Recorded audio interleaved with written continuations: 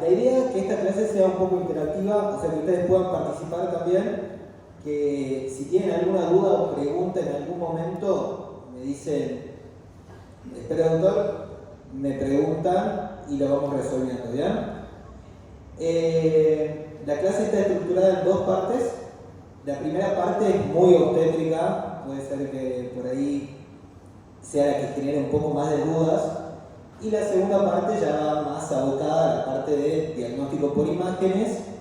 Más que nada es importante lo primero porque para que entiendan un poco la fisiopatología de lo que es el embarazo gemelar y sepan qué ir a buscar cuando van a hacer una ecografía en una gestación múltiple, ¿bien? Simple y sencillo, a ver, alguno que se anime a tirar una definición de lo que para ustedes es una gestación múltiple.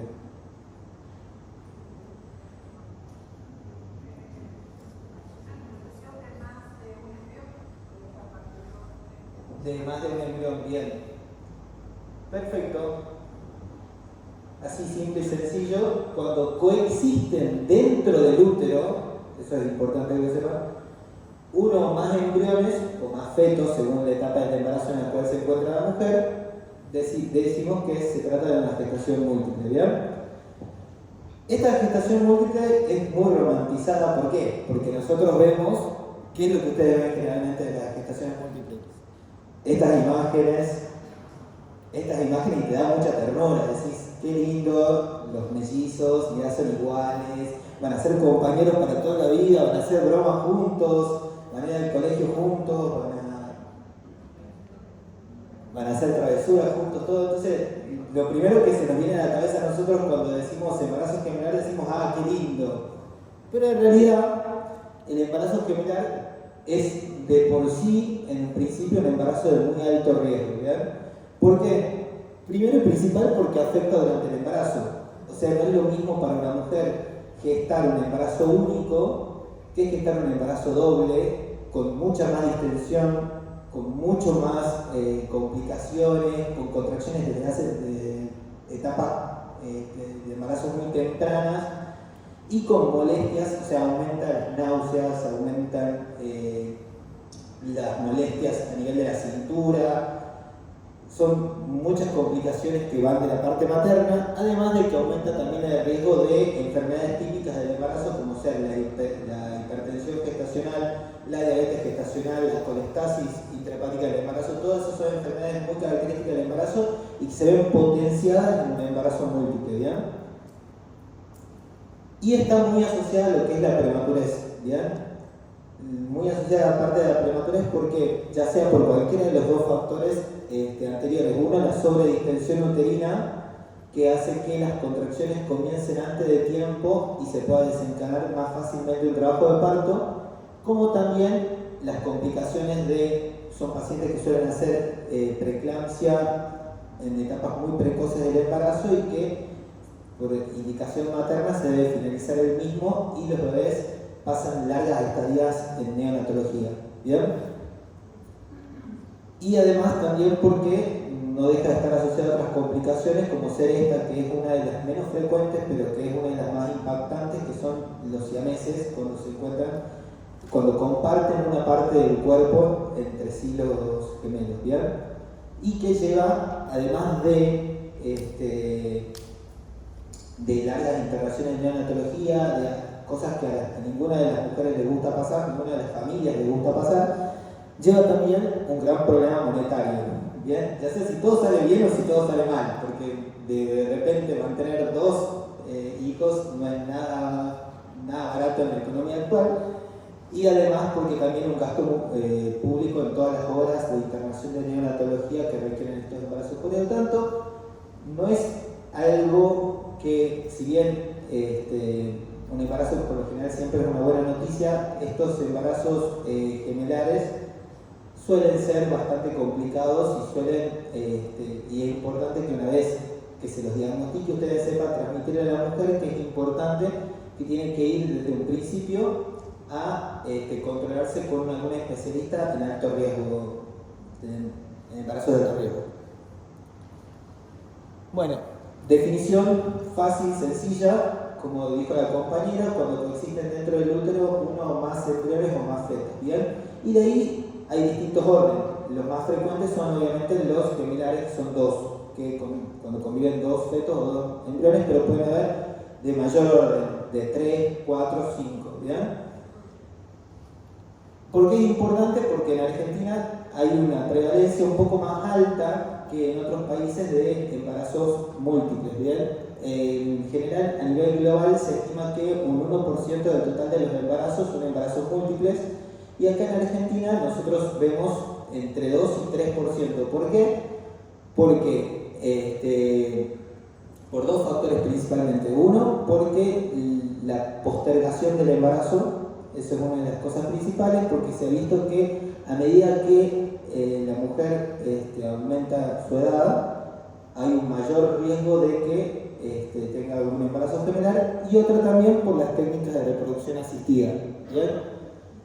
Esto, por suerte, ya hay una legislación en la cual no se permite a los médicos de fertilidad hacer inseminaciones de más de 2 embriones. ¿Por qué? Porque justamente pone en riesgo la salud de la madre.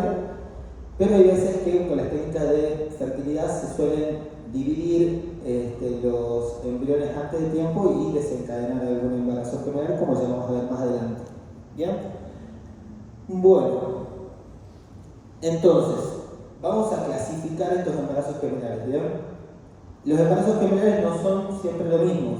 Primero, lo vamos a clasificar según la cigosidad.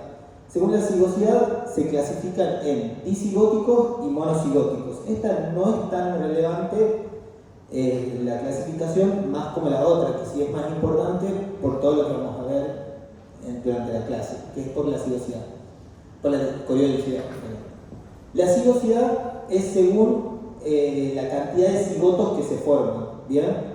O sea, si una mujer ovula 2 óvulos y 2 óvulos son fecundados por 2 espermatozoides distintos, vamos a tener gemelos disigóticos, es decir, que no comparten el mismo material genético, ¿bien? Y son, por ejemplo, vieron que hay embarazos gemelares en los que uno es nena y el otro es varón, ¿bien? Bueno, esos son claramente disigóticos, ¿bien? Porque se produjo la fecundación de 2 óvulos distintos. Mientras que los monocigóticos comparten el mismo material genético porque parten de la misma célula huevo cigoto, ¿bien? Entonces, se fecunda un solo óvulo con un solo espermatozoide y luego se produce la división de la célula, y en base a eso se crean 2 individuos distintos, pero que comparten exactamente el mismo material genético. Y esos son los que se llaman generalmente gemelos, que son prácticamente iguales, ¿ya? Bueno, entonces tenemos los disigóticos y los monocigóticos. Los disigóticos de por sí, ya del principio, decimos que son bicoriales. ¿Por qué? Porque cada uno, no sé si se acuerdan un poco de embriología, por ahí, cada uno de la célula huevo cigoto va a formar su propio trofoblasto y su propio embrioblasto, ¿bien? Y de cada trofoblasto va a formar su propia placenta, ¿bien? Entonces no van a compartir nada, no van a compartir material genético, no van a compartir placenta, y van a ser 2 individuos totalmente distintos gestándose en el mismo útero, ¿bien? Pueden ser totalmente distintos, como te digo, puede ser un varón y otro una nena, ¿bien? En cambio, los monoscoriales tienen la característica de compartir la misma placenta, ¿bien? Estos pueden ser, los monocoriales pueden ser, siempre van a ser monocigóticos. Ahora, los bicoriales hay algunos que pueden ser monocigóticos. Estoy haciendo un jueguito de palabras ahí, pero ahora en la próxima creo que se va a entender un poco mejor, ¿bien? Del total de las gestaciones gemelares, 2/3 van a ser disigóticas. Es lo más común, ¿bien? Siempre lo más común va a ser dos embriones que se generaron de 2 células huevo distintas, ¿bien? Ahora, 1/3 puede ser monocigótico, y de estos monocigóticos, 1/3 de los mismos pueden ser bicoriales. ¿Qué significa? Que la célula huevo cigoto que da origen a este embarazo se dividió entre los primeros 3 días después de la fecundación, ¿bien? Si se produce la fecundación y en los 3 primeros días se divide esa célula, se van a formar 2 individuos genéticamente iguales, pero con 2 placentas distintas y con un trofoblasto distinto. ¿Bien? La gran mayoría, los 2/3 de los monocigóticos, van a dividirse después de los 3 días y eso va a hacer que compartan el mismo trofoblasto, o sea que generen la misma placenta. ¿Bien? Si se divide entre el día 3 y el día 9, como en la gran mayoría de los casos, van a compartir la misma placenta, pero van a estar en 2 bolsas distintas. Se va a llamar, es lo que se llama gemelos monocoriales biamnióticos. O sea que tienen una sola placenta, pero 2 sacos distintos. ¿Bien? Si se dividen después del día 9 de la fecundación, van a compartir la misma placenta y van a compartir la misma bolsa. Bien, y ahí son los monocoriales monoamnióticos. Bien, comparten placenta y bolsa. Y si se dividen después de las 12 semanas de edad gestacional, cuando ya está en la etapa de blastocito, bien, ya se divide el embrioblasto y hay veces que se divide mal el embrioblasto y al dividirse mal quedan algunos fusionados y se van a dar lo que habíamos llamado hace rato siameses, bien, que comparten alguna parte de su cuerpo. Por suerte, los monocoriales, como verán, son los menos frecuentes porque son los que tienden a ser más complicados y ya vamos a ver un poquito más adelante por qué. Bueno, repasamos un poco las complicaciones que es más que nada para dejarles bien en claro de que se tratan de embarazos de alto riesgo. Tenemos complicaciones maternas, que es hipertensión gestacional, aumenta el riesgo de hipertensión gestacional y de preeclampsia, aumenta el riesgo de hemorragia postparto por la sobredistensión uterina y también el riesgo de anemia durante el embarazo, que es lo que menos, o sea, lo menos grave dentro de todo lo que se puede producir. ¿Bien? También hay aumento del riesgo de diabetes gestacional, aumento del riesgo de colestasis intrahepática en el embarazo, que son como enfermedades muy específicas, pero más que nada estas son las más importantes que ustedes tienen que tener en cuenta a la hora de informar. Después las perinatales, aumento de prematurez, de restricción de crecimiento, por lo general al tener una sola placenta hay veces que suelen crecer menos los bebés que en un embarazo único y además por tener menos espacio evidentemente, y también aumenta el riesgo de malformaciones congénitas y de muerte fetal intrauterina. Ya vamos a ir desarrollando un poquito más de cada uno. ¿Bien? ¿Hasta acá alguna duda? Esta es la parte más aburrida de todo. Después se vuelve un poco más entretenido, pero esto es como importante que lo tengan, lo sepan, para después el entendimiento de todo el resto le va a ser mucho más fácil. ¿Bien? Bueno, acá vamos complejizando un poquito la cosa y haciéndolo más obstétrico todavía. ¿Bien? Esto es una placenta monocorial. ¿Qué significa? Teníamos esos embarazos gemelares monocoriales en los que significa que compartían la misma placenta. ¿Bien? Tenemos la misma placenta, salen los 2 cordones uno para el otro lado. Y estos embarazos son los que más tienden a complicarse. ¿Por qué? Porque tienen esto que les marqué ahí, que son las anastomosis. ¿Bien? O sea, al compartir, cada uno tiene su propia circulación, pero al compartir la misma placenta, esas circulaciones contactan una con la otra. ¿Bien? Y se forman las distintas anastomosis que tenemos.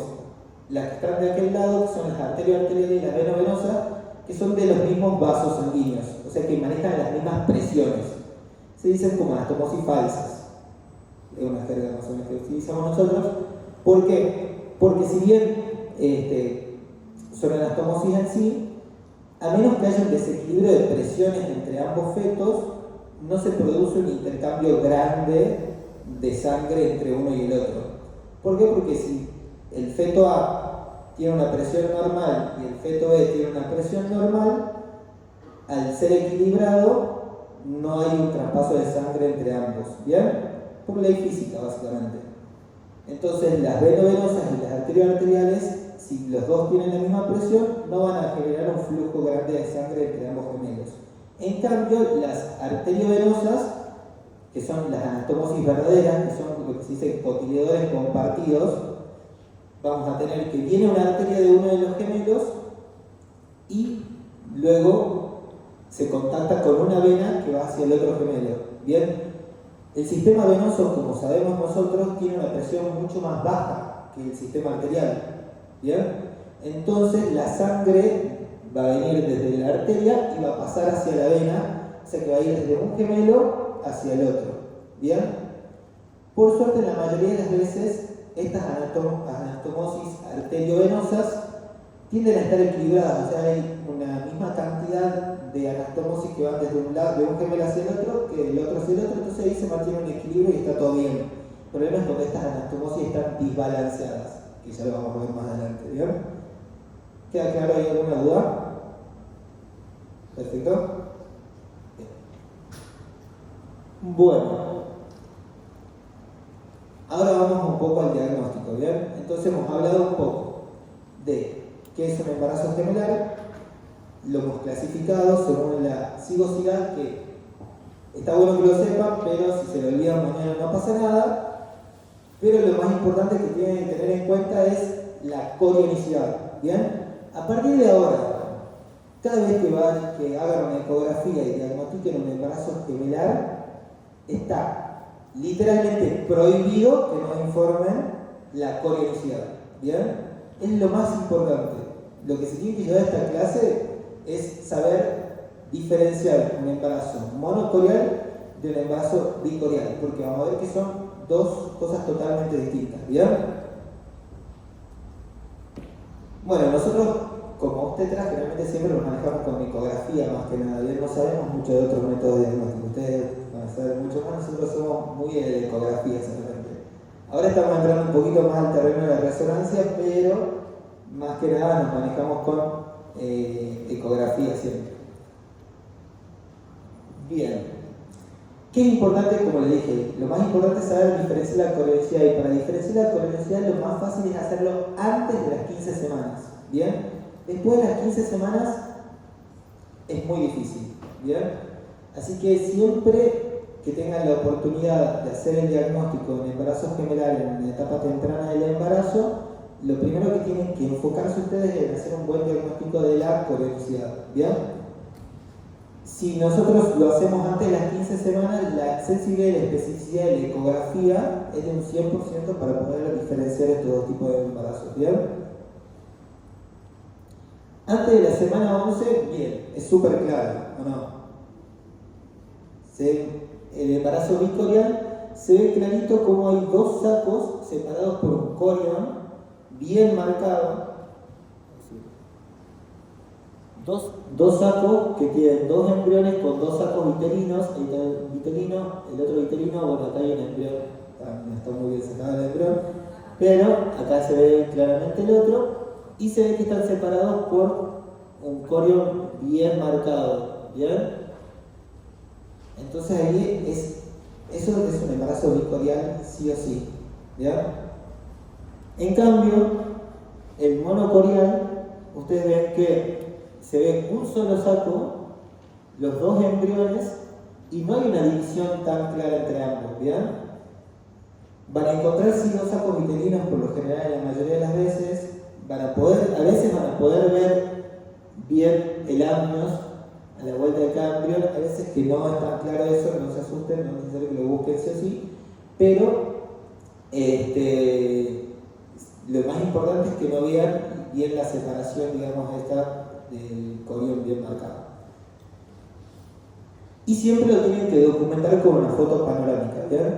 O sea, viene una paciente por primera consulta con un pedido de médico transvaginal por diagnóstico del embarazo y dice: doctor, me hice un test de embarazo, me ha dado positivo, me pidieron esta ecografía. Ustedes hacen la ecografía transvaginal, ven dos sacos o ven un saco y dos embriones, y lo primero que tienen que sacar es esta foto, ¿bien? Después se concentran en todo el resto de las cosas de la vitalidad y todas las cosas que vamos a ver más adelante, pero sí o sí documentar esta foto, porque esta foto le va a marcar el control de todo lo que sigue del embarazo, ¿bien? Y después, porque después, a partir de la semana 11, antes de la semana 15, como les dije, ya se hace un poquitín más difícil, pero sigue habiendo un signo bastante claro, ¿bien? Este embarazo que está acá Es característico un embarazo bicorial donde vemos la inserción de la membrana. Esta es la membrana intergemelar y vemos cómo entre las membranas, cuando está cercano a la placenta, se ve un signo de lambda. ¿Bien? Lambda es la letra griega esta que es como un triangulito invertido. Bueno, ahí se ve corion en el medio y esto te habla básicamente de que se trata de un embarazo bicorial. En cambio, en un embarazo monocorial, nosotros vamos a ver que la membrana se inserta directamente sobre la placenta y no se ve ningún corion entre las mismas. ¿Se ve bien ahí? ¿Ven toda la diferencia, verdad? Entonces, siempre que ustedes evalúen un embarazo gemelar posterior a la semana 11, busquen la membrana intergemelar, se van hacia el lado de la placenta y documenten siempre la inserción de la membrana con la placenta como para poder ayudar al diagnóstico de la corionicidad. ¿Bien? Esto ya a la obstetra le ayuda un montón, ¿bien? Porque les cambia totalmente el panorama del embarazo. Entonces, si la paciente llega tarde, no llega a hacerse la ecografía transvaginal en el primer trimestre precoz, sabemos que entre las 11 y las 15 semanas vamos a ir a buscar directamente la inserción de la membrana en la placenta para poder determinar la corionicidad del embarazo. ¿Bien? Ya después de las 15 semanas, el diagnóstico se hace mucho más difícil. ¿Bien? ¿Por qué? Porque los sacos gestacionales continúan creciendo. Al continuar creciendo, esa separación entre ambos sacos se hace cada vez más fina y ya estos signos cobran muy poca validez. ¿Bien? Si bien se los puede observar a veces, pero ya no es tan claro como antes de las 15 semanas. ¿Bien? Entonces, ¿en qué nos guiamos? Una de las cosas que se dice es el espesor de la membrana intergemelar. Tiene un límite de corte de 2 milímetros. Si la membrana intergemelar es mayor de 2 milímetros, podemos inferir que el embarazo es bicorial. No podemos diagnosticar y ponerle 100% a la firma, pero decimos que tiene una membrana intergemelar un poco más gruesa, por lo que pensamos que podría ser bicorial. ¿Bien? Después tenemos la localización de las placentas. Estas no siempre están claras. Bien, pero hay veces que les puede ayudar. ¿Bien? Busquen la placenta de uno, sigan la inserción del cordón de uno, vean dónde se inserta, y hay veces que una placenta está en la cara superior y otra en la cara inferior, o hay veces que está en la cara anterior y otra en la cara posterior. Entonces eso te dicen, bueno, estos pueden ser bicoriales. ¿Es diagnóstico definitivo? No. Pero es una gran probabilidad de que sean bicoriales. ¿Por qué no es diagnóstico? Porque deben haber visto tal vez en alguna de otras clases que existen las placentas que tienen como una placenta subcenturiata, no sé el nombre ahora, subcenturiata, que es como una fracción de la placenta que está separada de la gran masa placentaria principal. Entonces puede pasar esto también en el embarazo monocorial y confundirlos, ¿bien? O sea, no es 100% diagnóstico, pero es algo que les puede ayudar. Y otra que, si tienen suerte, es la más clara, ¿qué se imaginan? Una de las cosas que yo ya le dije, que podrían ser los embarazos bicoriales.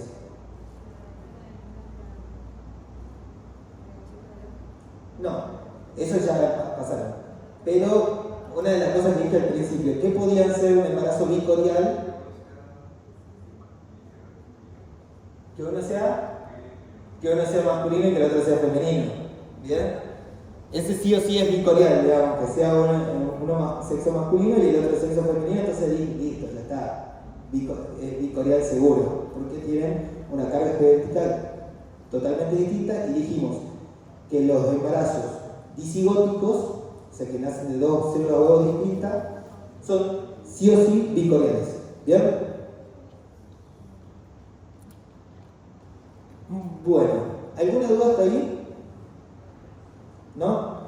Entonces, primero y principal, hacen la ecografía de una paciente, diagnostican un embarazo gemelar, lo primero que tienen que buscar es la corionicidad. Si ustedes se quedan hasta acá de la clase, yo ya me voy 100% contento. ¿Bien? Es lo fundamental. De ahí vamos a entrar en el primer trimestre. Bueno, en el primer trimestre ustedes ya estudiaron la ecografía del primer trimestre con mi compañera.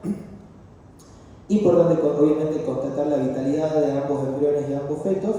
Siempre se hace, en principio ustedes arrancan una ecografía obstétrica, lo primero que hacen es ir a buscar el corazoncito del bebé y hacerle escuchar a la madre para que se quede más tranquila. Después, la datación del embarazo, esto es súper importante.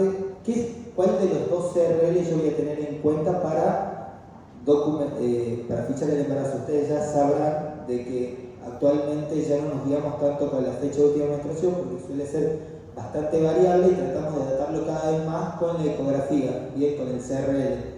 En el caso de los embarazos generales siempre vamos a tomar en cuenta el CRL del mayor, ¿bien? ¿Por qué? Porque más adelante, si nosotros tomamos en cuenta el del menor, puede haber un factor confundidor en el cual nos haga subestimar la edad gestacional y subestimar los pesos cuando vamos a hacer la biometría ya del segundo o tercer trimestre. Hay veces que en los embarazos generales podemos encontrar una discrepancia de CRL, uno mucho más chiquito que el otro, y eso siempre habla un poco de mal pronóstico, más que nada cuando la diferencia de CRL es mayor al 10%. Y peor aún si se trata de un embarazo monocorial. Bien, ya vamos a ver más adelante también un poquito de eso.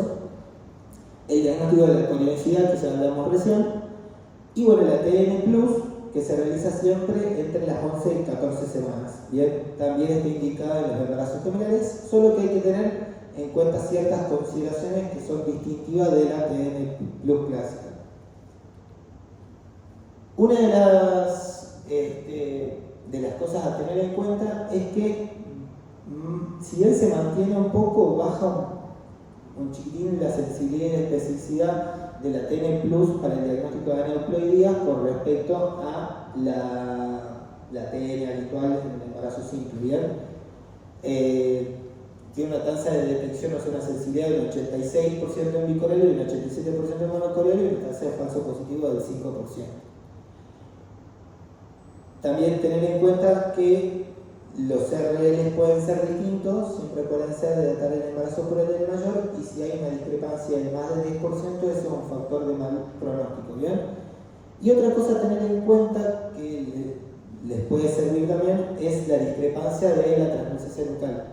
Muchas veces se van a encontrar, si realizan un ATN Plus en embarazos generales, que uno tenga un ATN normal y el otro puede tener una ATN aumentada, ¿bien? ¿Qué pasa en estos casos? En los embarazos bicoriales puede ser que uno, como no comparten el mismo material genético, puede ser que uno tenga una aneuploidía, tenga una trisomía 21, por ejemplo, que es la más común, y el otro sea sano, ¿bien? Eso hay que documentarlo, cada uno va a tener un riesgo distinto. ¿Por qué? Porque son dos células totalmente distintas, un material genético totalmente distinto, entonces siempre el riesgo va a ser distinto, ¿bien? En cambio en el monocorial no, los monocoriales tienen el mismo riesgo, porque parten de las mismas células, o sea que si uno tiene trisomía 21, indefectiblemente el otro va a tener una trisomía 21, ¿bien? A menos que haya algunas cosas genéticas un poco más complicadas que escapan un poco del objetivo de la clase, pero por lo general uno es lo mismo uno del otro. Pero hay un mayor riesgo de lo que se llama síndrome transfundido transfusor, que vamos a ver más adelante. Una discrepancia de TN de más de un 20% en un embarazo monocorial es un signo de mal pronóstico que por ahí está bueno documentarlo para que lo tengan en cuenta el obstetra. ¿Bien? Acá, cuando ustedes vieron, creo que con Annalisa, cuando tuvieron la clase de primer trimestre, vieron un poco el programa de la Fetal Medicine. ¿Puede ser? Vieron ahí que ingresaban los datos, TN, ducto venoso, regurgitación tricopía sí o no, hueso nasal presente o no, y después iban a hacer el cálculo. Bueno, en estos casos, obviamente en el bicorial, cada uno va a tener un cálculo distinto porque el programa lo toma así. En el monocorial, obviamente los dos van a tener exactamente el mismo riesgo, Bien, le hace un cálculo promedio del ATN y calcula el riesgo en base a eso. Pero los dos van a tener el mismo. Y también otra cosa a tener en cuenta, que si bien también se hace el Doppler de las arterias uterinas, por lo general cuando ustedes ponen cálculo de riesgo, no les sale el cálculo de riesgo de preeclampsia ni de restricción de crecimiento. ¿Por qué?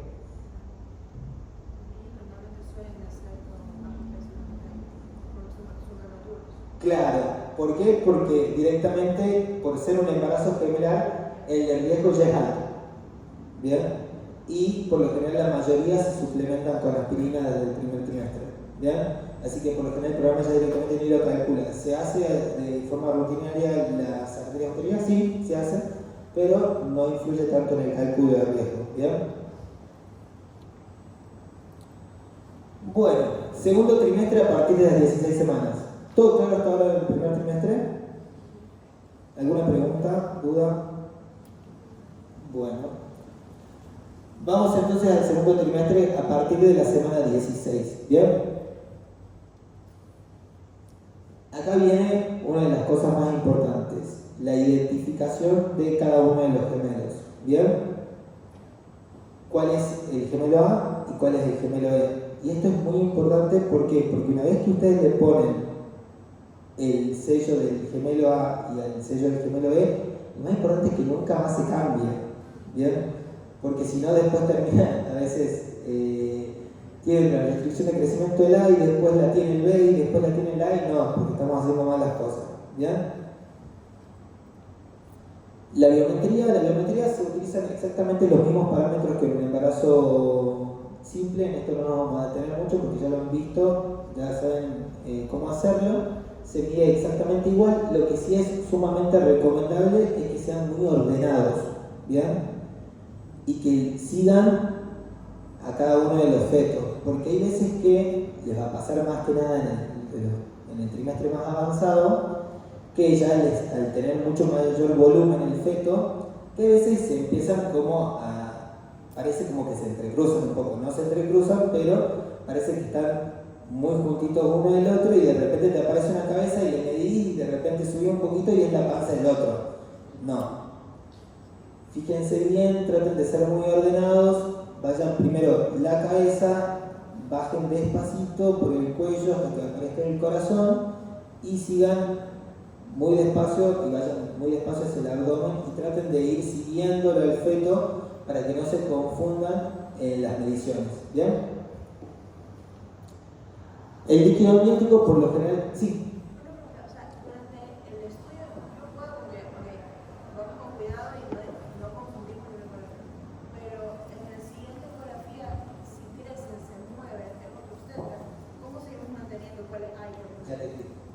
Ahora lo vemos muy detalladamente para que les quede en claro cuál es la regla que tienen que seguir y cómo lo van a informar. ¿Bien?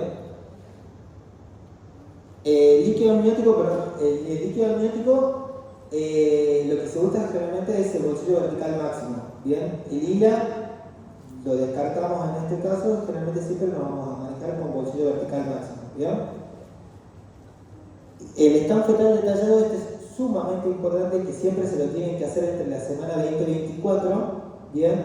¿Por qué? Porque dijimos en un principio que los embarazos gemelares, a veces, y más que nada los monocoriales, están muy asociados a malformaciones congénitas, ¿bien?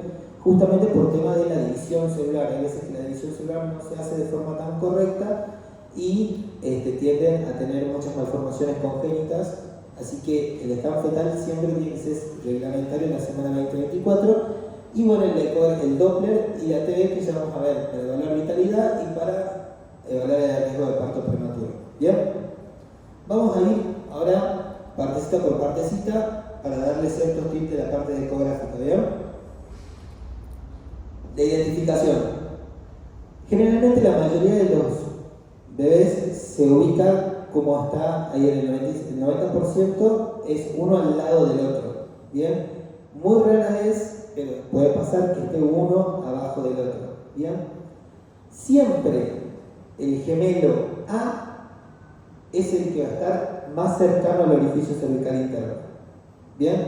O sea, el que se ofrece a la pelvis es el gemelo A. Entonces, si yo veo esta foto. ¿Qué es lo que voy a hacer? Voy a ir primero hacia la pelvis. ¿Bien? Lo primero que voy a encontrar va a ser con la cola del bebé que está para aquel lado. ¿Bien? ¿Qué? A partir de la semana 16. Ahora te digo. Se puede intercambiar, sí se puede intercambiar.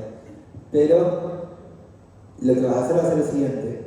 Lo que sí se puede intercambiar es ponerse uno arriba del otro, pero ya no se van a poder mover de izquierda a derecha. ¿Me entendés? Porque ya el saco no los va a dejar que se muevan tanto. Sí puede ser que sea uno más abajo que el otro, pero no de izquierda a derecha.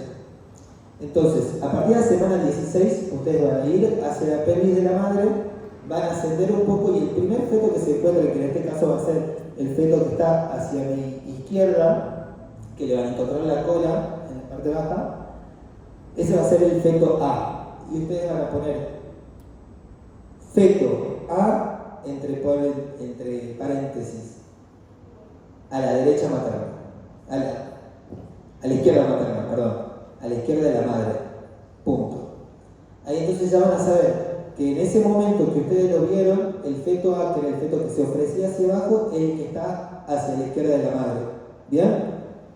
Y ya va a quedar siempre hacia la izquierda de la madre. Puede ser que el próximo ecografista lo encuentre arriba, pero va a estar siempre a la izquierda, ¿bien? Y el feto B va a estar a la derecha siempre, ¿bien? Por más que se dé vuelta, que esté cefálico, que esté poálico, de lo que fuese, pueden cambiar de posición, pero siempre uno va a quedar hacia la derecha y otro hacia la izquierda, ¿bien? Entonces, para identificarlo, regla general, el feto A o el feto 1, como lo quieran denominar, va a ser siempre el que se ofrece hacia la pelvis materna, ¿bien? Y una vez que lo denominan feto A, ponen a la derecha materna o a la izquierda materna y ahí van a evitar el 90%, 95% de las confusiones de nomenclatura en los gemelos, ¿bien? En cambio, en el segundo caso, que es menos frecuente, el 10%, que uno está arriba y otro está abajo, el que está abajo siempre va a permanecer abajo y el que está arriba siempre va a permanecer arriba. O sea que el de abajo siempre va a ser el gemelo A y el de arriba va a ser el gemelo B. ¿Bien? Entonces, así lo vamos a nomenclar. Siempre el gemelo A está ofreciéndose a la pelvis de la madre. Con respecto a la medición del bolsillo vertical máximo, nosotros ¿qué hacíamos generalmente en los embarazos simples? Hacíamos un barrido general con el transductor y sin hacer demasiada presión, siempre eso es importante, y buscábamos dónde había más líquido y ahí tomábamos las medidas, bien, del bolsillo vertical. En el caso de los gemelares no está tan recomendado esto, bien, porque puede tender a confundir, bien, de yo irme para acá, pero en realidad la bolsa de este bebé iba hacia acá y estoy tomando el bolsillo vertical máximo del bebé de la derecha cuando en realidad quiero tomar el de la izquierda. Entonces, ¿qué es lo que tienen que hacer ustedes? Buscar una foto en donde se vea la membrana intergemelar, ¿bien? Buscar la foto donde permitan decir, bueno, acá está la membrana intergemelar, lo que está a la derecha es el bebé de la izquierda, ya sea el A o el B, y el que está a la derecha es el de la derecha, ya sea A y B, y ahí hacer la medición del bolsillo vertical máximo. Buscar el bolsillo más grande, pero siempre que se vea la inserción de la membrana y la separación entre ambos fetos, ¿bien? Porque si no pueden tender a confundirse y hay veces, que ya vamos a ver más adelante, en los cuales uno prácticamente no tiene líquido y el otro es una pileta gigante de líquido. Entonces, al hacer un barrido rápido por todo el abdomen y no ver la membrana intergemelar, puedo llegar a tomar la medida de bolsillo vertical máximo del mismo saco sin darnos cuenta, ¿bien? Entonces, la forma más correcta de hacer esta medida de estimación de líquido amniótico en los embarazos gemelares es de esta forma. La longitud cervical, otra cosa importante, dijimos desde el principio de la clase que uno de los riesgos del embarazo gemelar es la prematurez, ¿bien? Entonces, nosotros tenemos que medir la longitud cervical muchas más veces que en un embarazo simple. En el embarazo simple, por lo general, con el scan fetal le piden una medición de longitud cervical y si no tiene amenaza de parto prematuro no se realiza más hasta el final del embarazo, como habrán visto. Pero en el embarazo gemelar tiene mayor importancia y se la realiza varias veces.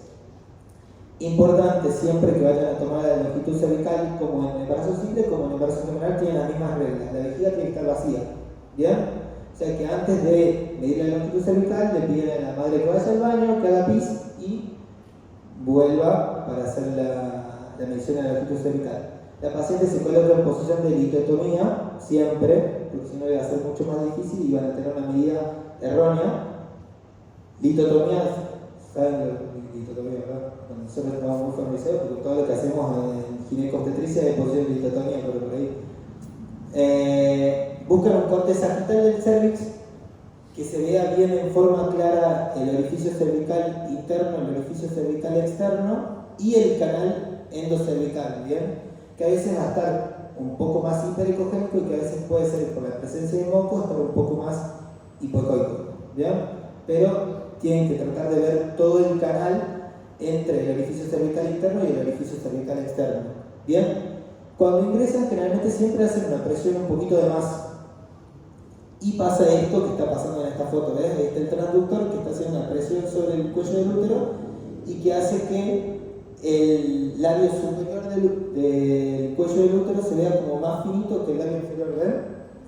Esto en realidad no está tan correcto, ¿bien? Lo ideal sería ingresar, cuando nos damos cuenta que estamos haciendo mucha presión, que hay una diferencia notoria entre el labio inferior y el labio superior, nos retiramos un poquito hasta que llega un momento en el cual al retirarnos se desdibuja un poco el canal endocervical, entonces ahí volvemos a hacer un poquito de presión y tratamos de que ambos labios se mantengan más o menos del mismo tamaño, ¿bien?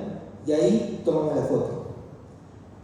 Tenemos que magnificar esa foto, traten siempre de que el cuello del útero abarque por lo menos el 50 al 75% de toda la imagen, porque si no nos queda como lejos y en la medida como que se termina haciendo menos exacta, y esto está bueno ser lo más exacto posible. La presión siempre es 50 al 75%, evitar la presión, que es lo que les dije recién. Si veo que estoy presionando mucho y que el labio se me está cortando mucho, retiro un poco, veo que esté más o menos equidistante y tomo la foto. Y trazar siempre una línea recta entre el orificio cervical interno y el orificio cervical externo, ¿bien? No es necesario que... Hay veces que van a encontrar cuellos en los cuales está como encorvado el trayecto del canal endocervical. No interesa que lo sigan específicamente el trayecto, lo importante es la longitud entre el orificio cervical interno y el orificio cervical externo, ¿bien? Línea recta, por más que no siga exactamente el canal endocervical, siempre línea recta, ¿bien? Y bueno, como dice arriba, siempre hacerlo de forma transvaginal. ¿Se hacen mediciones transabdominales? Sí, se hacen mediciones transabdominales, pero son muy inexactas, ¿bien? Porque es muy difícil a veces ver bien el orificio cervical interno y el orificio cervical externo, y generalmente en esa altura, ¿qué es lo que te sirve? Cuando haces una eco ginecológica transabdominal, ¿qué necesitas siempre? La vejiga llena.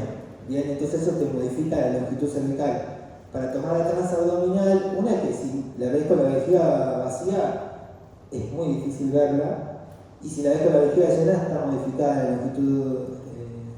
longitud cervical. Entonces no es recomendable tomarla de forma transabdominal, solamente se lo hacen casos muy puntuales que no vienen al caso. Y el punto de corte generalmente siempre 25 milímetros, ¿bien? Por ahí, si ustedes hacen la longitud cervical y le da menos de 25 milímetros, yo te recomendaría que le mandé el informe a tu obstetra, para que lo tengan en cuenta, nada más. Y bueno, y el Doppler, ¿bien? El Doppler, nosotros en la gran mayoría, ¿qué es lo que vamos a tener que hacer siempre? Doppler de arteria umbilical, como les explicó la clase pasada a Alicia, Doppler de la arteria cerebral media, y acá me voy a detener un poquito porque acá toma mucha importancia más que nada en los embarazos monocoriales, el pico sistólico de la arteria cerebral media, ¿bien? Por ende, cuando vayamos a hacer el Doppler de la arteria cerebral media, cuando enfoquen el polígono de Willis, traten de acercarlo lo máximo posible y que a la arteria cerebral media les quede lo más perpendicular al transductor posible. ¿Bien? ¿Por qué? Porque ahí van a poder tomar un pico confiable de la arteria cerebral media y ya van a ver que la velocidad en estos casos es muy importante porque nos puede dar un parámetro clínico muy importante en uno de los síndromes de complicación de los embarazos monocoides que va a haber más adelante. Y el ductus venoso, perdón. El ductus venoso, que lo principal del ductus venoso siempre que tenga la onda A positiva. ¿Bien? Eso es el signo como que ustedes le tienen que llamar más la atención. Onda A positiva siempre. ¿Bien? Bueno. ¿Alguna pregunta hasta el momento? ¿Alguna duda? Bueno, ahora debo estar todo como un desorden, digamos, sí, hago el cervical, hago medición de bolsillo vertical máximo, hago la arteria umbilical, bueno. Ahora vamos a ordenarnos un poco de cómo qué vamos a hacer y en qué momento del embarazo, ¿bien? Bueno, los seguimientos es un poco distinto con respecto al bicorial del monocorial debido a la presencia de ciertas complicaciones que pueden haber en uno que no hay en el otro, ¿bien? Por lo general el seguimiento del embarazo bicorial es mucho más sencillo que en el monocorial, no menos importante, pero mucho más sencillo.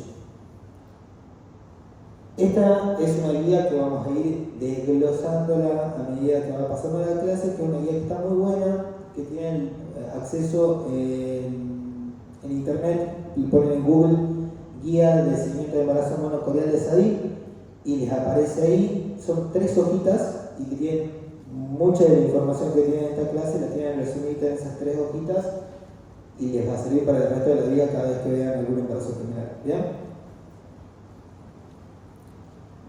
Con respecto al bicorial, el embarazo bicorial no está tan reglamentado específicamente qué ecografía sí o sí hay que hacer como en el monocorial, pero esto es una guía que utilizamos mucho en el hospital italiano y que para mí es como la forma más fácil de no pasarnos nada por encima, ¿bien? Primero, la ideal sería antes de la semana hacer la primera ecografía, que sería la foto panorámica para ver la coronicidad. ¿Bien? Ahí hacemos el diagnóstico del embarazo general bicorial y la segunda ecografía ya podemos ir directamente al screening del primer trimestre, ¿ya? Que sería la TN+.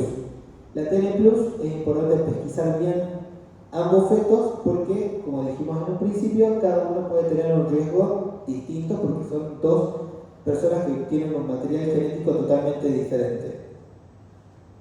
La tercera eco es como medio discutida, se la hace generalmente en las 16 semanas, muchos van a ver que mucha gente le pide que es más que nada para hacer el sexo, pero bueno, es también una eco que a nosotros nos va a servir para evaluar más que nada el crecimiento. ¿Es necesario sí o sí hacerla en un embarazo monocorial, bicorial? No, pero sería una eco que podría estar también. La que sí ya toma sumamente importancia sería la cuarta, que es la del scan fetal, ¿bien? Porque por más que sea bicorial, puede ser que sea monocigótico. ¿Bien? Habíamos dicho eso en el principio, que podría ser bicorial, podría ser monocigótico, dividirse antes de los 3 días y tener cada uno su placenta y ser un embarazo bicorial, pero salir de la misma célula y eso le aumenta un poco el riesgo de tener alguna malformación congénita.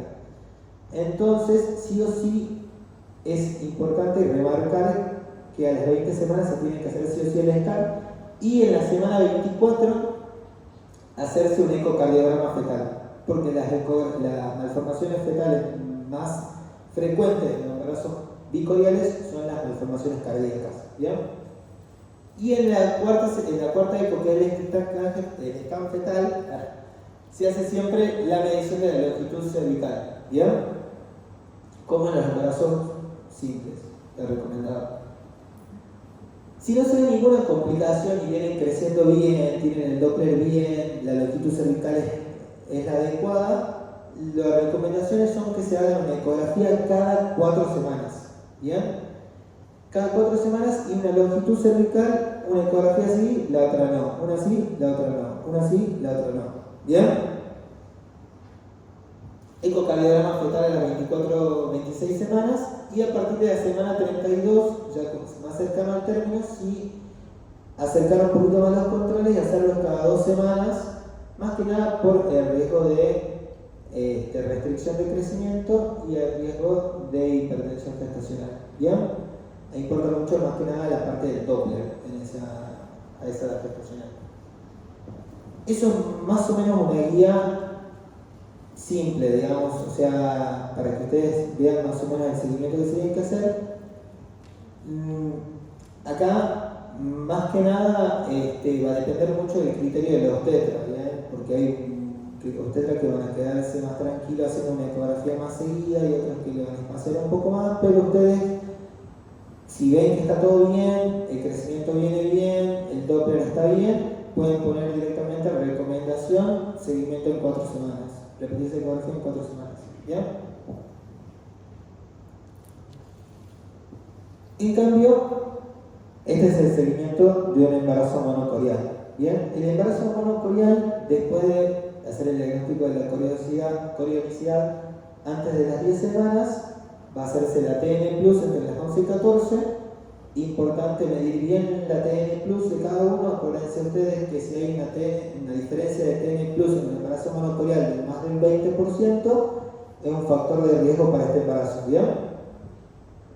Hacer el fechado en la semana 11-14, etiquetar a cada feto, siempre que se presenta más cerca de la pelvis, es el A y el B. Acá lo ponen en esta edad gestacional. Esta edad gestacional, si bien ya tienden a colocarse uno a la derecha y otro a la izquierda, por ahí es un poco más complicado, si o sí a las 16 ya el A va a seguir siendo A. ¿Bien? Hacer el esquema de neoploides y evaluar la anatomía y considerar siempre la aspirina para prevención de preeclampsia. Y luego, a partir de la semana 16, sí o sí cada 2 semanas se evalúa ecográficamente el embarazo monocorial. ¿Bien? ¿Y qué tenemos que hacer? Cada 2 semanas sí o sí ver el líquido amniótico, hacer una biometría cada 2 semanas y evaluar el Doppler de la arteria umbilical y evaluar el pico sistólico de la arteria cerebral media. Esa es la exploración básica de todo embarazo gemelar monocorial. ¿Bien? O sea, siempre que nosotros tenemos un embarazo gemelar monocorial a partir de las 16 semanas, tenemos que tratar de hacer esto que está acá. Hacer una biometría correcta, medir el líquido amniótico y Doppler de la arteria umbilical y el pico sistólico de la arteria cerebral media. ¿Bien? En la semana 20-24 se agrega la longitud cervical y esa también se le hace una ecografía sí, una ecografía no, una ecografía sí, una ecografía no. En diferencia del embarazo bicorial, estas como son cada 2 semanas, va a ser una longitud cervical al mes. ¿Bien? Y a partir de la semana 34 ya, por lo general se hace semanalmente hasta el nacimiento. ¿Bien?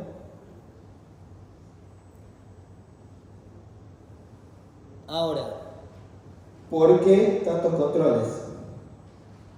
Porque, como dijimos en un principio, el embarazo general monocorial tiende a complicarse mucho más que el bicorial porque tiene algunas patologías que son totalmente típicas del monocorial, ¿ya?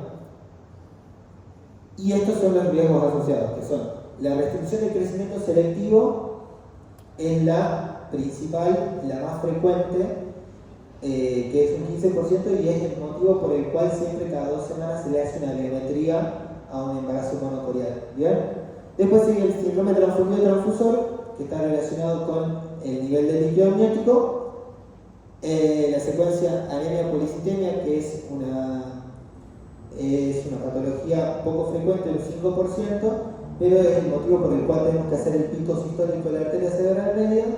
Y por último, la secuencia de perfusión arterial, que se la diagnosticar por lo general en el primer trimestre, pero es una de las complicaciones solamente características del embarazo monocorial.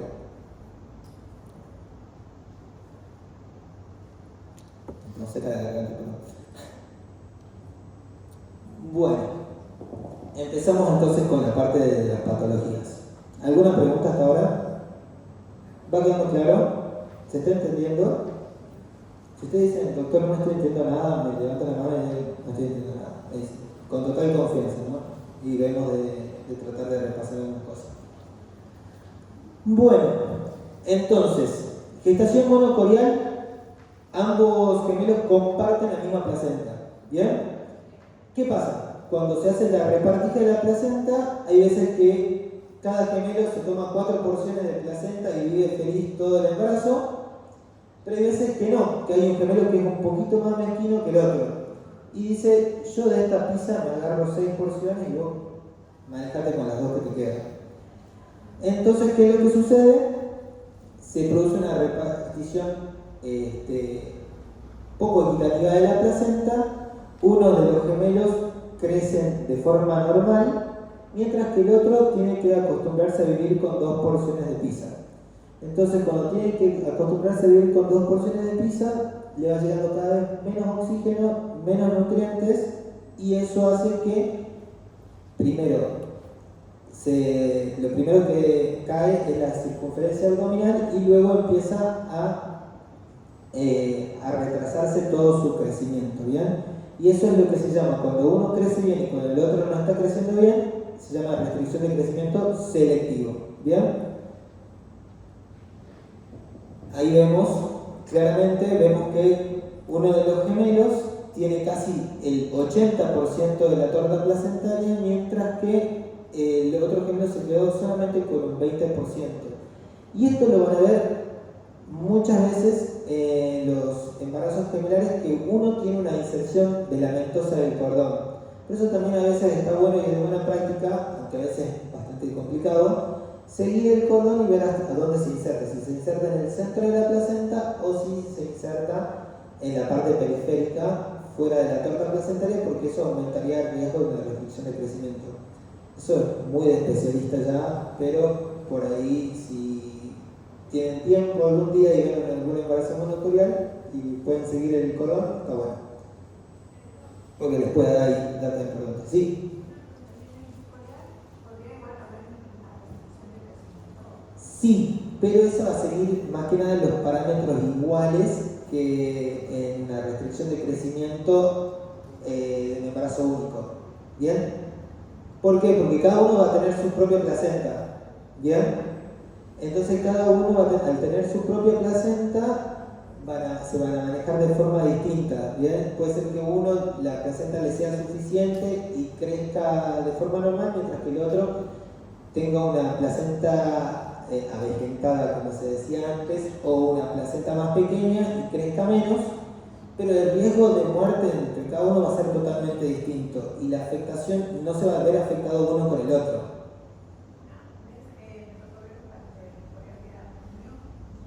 Ajá.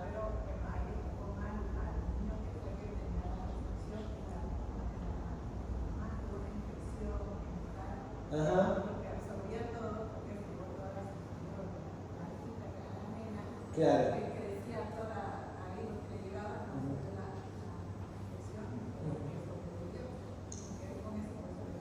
Claro, sí existe la posibilidad de que haga uno una restricción de crecimiento y el otro no, pero ahí no va a ser la misma fisiopatología. Bien, no va a ser por una alteración de la distribución de la torta placentaria, sino porque uno tiene una placenta insuficiente y el otro no.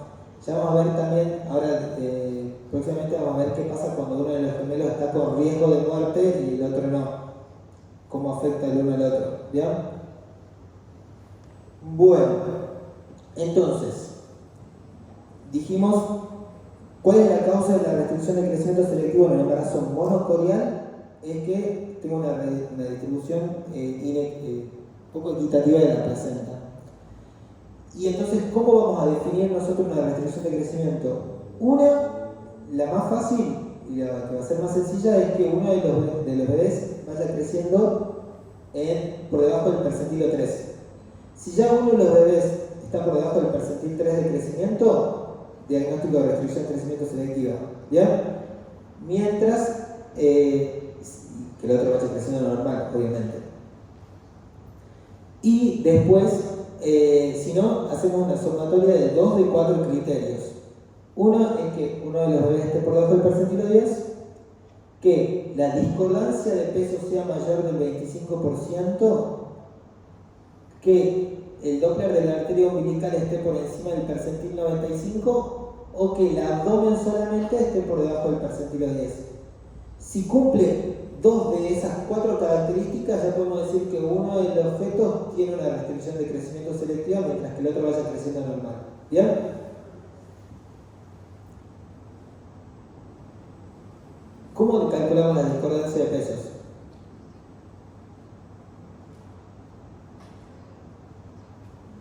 No es una regla de 3 simple básicamente.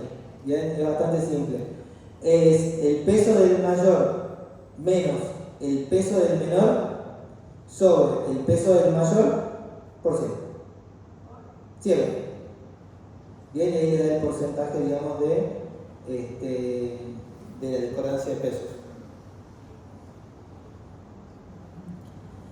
Bueno, hacemos el diagnóstico de la restricción de crecimiento selectiva y ahí vamos qué es lo que nos importa después.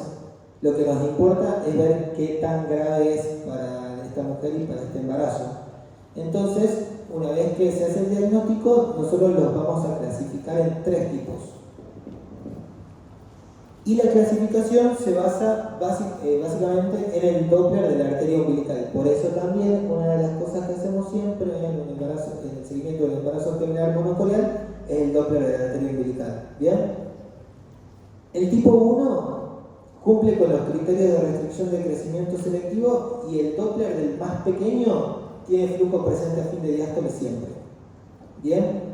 Entonces tiene flujo presente a fin de diástole, puede ser que ese flujo esté un poco restricto, pero tiene siempre flujo presente a fin de diástole. El tipo 2 tiene flujo ausente o flujo reverso a fin de diástole de la arteria umbilical. Y en el tipo 3 tiene un flujo alternante. ¿Qué significa? Que nosotros vamos a posicionarnos sobre el cordón del feto restricto, vamos a hacer el Doppler de la arteria umbilical y vamos a ver que por momentos tiene flujo presente a fin de diástole y por momentos ese flujo desaparece o incluso se puede hacer hasta reverso. ¿Bien? ¿Esto por qué? ¿Por qué se produce ese flujo intermitente? Se produce en esos embarazos en los cuales tienen mucha cantidad de anastomosis arterioarteriales o arteriovenosas, que hace que, a pesar de que le esté llegando poca sangre y que tenga menos presión el feto que está restricto, tenga un pasaje rápido desde el otro feto. Como tiene baja presión, el otro feto que hace le pasa sangre, por diferencia de presiones solamente. Entonces, al pasarle sangre, hace que a veces la onda se vuelva positiva. Entonces, de estos 3, ¿cuál es el más peligroso? El tipo 2. ¿Bien? El tipo 2 es el que por lo general tiene mayor compromiso de vida y es por ahí necesidad de una derivación urgente para evaluar la posibilidad de hacer algún tratamiento. ¿Bien? La verdad es que no hay muchos tratamientos disponibles para la restricción de crecimiento, porque el problema está en la distribución de la placenta. Pero, como vamos a ver más adelante, cuando muere uno de los gemelos que comparten la misma placenta, estas anastomosis arterioarteriales o arteriovenosas pueden producirle mucho daño al otro gemelo. ¿Bien? Entonces, lo que se hace muchas veces, cuando están con mucho riesgo de vida y el embarazo es muy precoz, o sea que por ejemplo, hay veces que estos diagnósticos se hacen en la semana 26. Bien, que prácticamente, si en este momento finalizamos el embarazo, el pronóstico tanto del bebé chiquito como del bebé que está sano es muy malo. Bien, porque la neonatología va a poder hacer muy poco por estos bebés. Entonces lo que se puede hacer a veces es, se ingresa por vía fetoscópica, esto lo van a ver en la próxima clase con procedimientos invasivos por ahí, se ingresa por un fetoscopio y con un láser se queman las anastomosis que unen ambos gemelos y se retira del fetoscopio y el embarazo continúa. ¿Bien? Por lo general, esto que hace, lo dicorioniza al embarazo, hace que se convierta este embarazo monocorial en un pseudo embarazo bicorial y que ya cada feto dependa por sí mismo. ¿Bien? Que por lo general lo que se intenta es que si se muere el bebé que está restricto, no le afecte en la vida al otro bebé, que pueda continuar el embarazo y que el embarazo llegue a lo más a término posible para una mejor sobrevida del bebé que viene creciendo bien. ¿Bien? De ahí en más, en estos casos de restricción de crecimiento selectivo, más que aumentar los controles y hacer las ecografías mucho más seguidas, no hay otra indicación. Bien, la idea es seguirlos y tratar de llegar al embarazo lo más lejos posible para darle un mejor pronóstico neonatal a ambos fetos. ¿Bien? Bueno, pasamos al segundo riesgo que tienen los embarazos gemelares en cuestión de frecuencia, que es el síndrome transfundido transfusor. Y quiero que vuelvan al momento en que yo les mostraba la placenta, digamos, monocorial. Acuérdense de las anastomosis, porque acá entran mucho en juego estas anastomosis. ¿Bien? ¿Qué es lo que sucede con esto? Nosotros tenemos dos fetos, tienen la misma placenta, están comunicados entre sí por anastomosis, algunas arterioarteriales, otras arteriovenosas. ¿Bien? Dijimos que las arterioarteriales y las arterioarteriales y las venosas, si los dos fetos tenían la misma presión, no había un flujo de sangre entre ambos. Y que lo que sí importaba por ahí era la cantidad de anastomosis arteriovenosa. ¿Por qué? Porque hacía que pase desde un feto hacia el otro la sangre. ¿Bien? Cuando estas anastomosis arteriovenosas están desbalanceadas, ¿qué es lo que sucede? Empieza a pasar mucha más sangre desde un feto hacia el otro. Entonces, uno de los fetos se transforma en receptor de sangre y otro feto en donante de sangre. ¿Qué es lo que le pasa al donante? El donante está perdiendo sangre constantemente. Entonces, ¿qué les pasa a ustedes cuando empiezan a perder sangre? ¿Qué es lo primero que se afecta? La bulimia. Bien, entonces, ¿qué pasa a ustedes cuando la bulimia baja? ¿Qué es lo que hace tu cuerpo inmediatamente? ¿Cómo? Sí, taquicardia, pero no es... ¿Qué empieza a hacer? Redistribuye sangre. Bien, redistribuye sangre hacia los tejidos que nosotros necesitamos para vivir. Bien, van más al cerebro, van más al corazón y va menos sangre ¿a dónde? A los riñones. Entonces, ¿qué hacemos? No orinamos, entramos en oliguria o en anuria. Bien, entonces, ¿qué es lo que le va a pasar al feto donante que está dando sangre y está perdiendo sangre constantemente? Va a dejar de hacer pis. ¿Y qué es la pis? El líquido amniótico.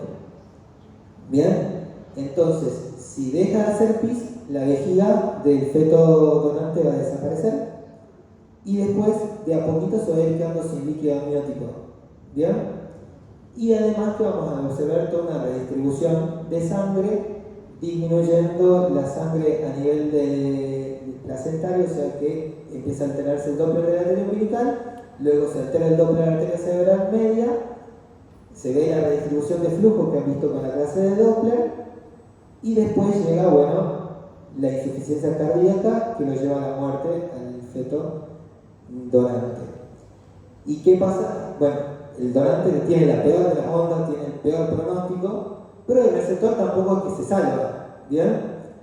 ¿Qué pasa cuando nosotros tomamos agua y nos pasa una vía de chorro de solución fisiológica todo el tiempo?